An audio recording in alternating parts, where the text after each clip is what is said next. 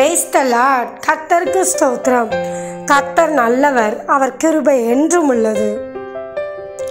இந்த நாளுக்காக எடுத்துக்கொள்ளப்பட்ட வேத வசனம் அப்போஸ்தலர் 17வது அதிகாரம் 11வது வசனம்.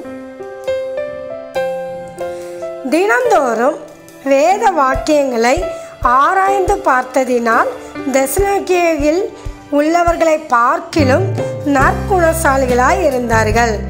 ஆமென். இதை பார்த்து கொண்டிருக்கிற பிரியமான சகோதர சகோதரிகளை, பவுலும் சீலாவும் யூதருடைய ஜெப ஆலயத்திற்கு போனார்கள். அங்கே அவர்களை பார்க்கும்போது தெசலோனிக்கேயில் உள்ள ஜனங்களை பார்க்கிலும் இவர்கள் வேத வாக்கியங்களை ஆராய்ந்து பார்க்கிறவர்களாக காணப்பட்டார்கள். அது மட்டும் இல்லை, அந்த வேத வாக்கியத்தை அவர்கள் ஆராய்ந்து பார்த்ததினால் அவர்கள் நற்குணசாலிகளாய் இருந்தார்கள் என்று பவுலும் சீலாவும் இப்படிப்பட்ட சாட்சியை சொல்கிறார்கள். நாம் கர்த்தருடைய பிள்ளைகளாக இருக்கிறோம். நம்மக்கிட்ட நற்குணசாலி உள்ள குணங்கள் இருக்கணும். அப்படின்னா என்ன? நல்ல குணம் உடையவர்கள். இப்படிப்பட்ட குணம் உங்களுக்குள்ளேயும் எனக்குள்ளேயும் காணப்பட வேண்டும். மற்றவர்கள் நம்மளை பார்க்கும்போது இவர்கள் நல்ல குணம் உடையவர்கள் என்று சொல்ல வேண்டும்.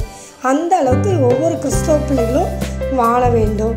அதுதான் தேவனுக்கு மிகவும் பிரியமானது. இப்படிப்பட்ட குணங்கள் நமக்குள்ளே வர வேண்டும்னா நாம் என்ன செய்ய வேண்டும்?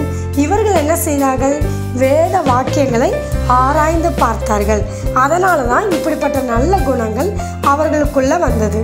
அப்போ நாமும் கர்த்தருடைய வேதத்தை ஆராய்ந்து படிக்கும்போது அந்தருடைய குணங்கள் நமக்குள்ளே காணப்படும். அப்போ நம்ம நற்குணசாலிகளாக நாமும் மாறுவோம்.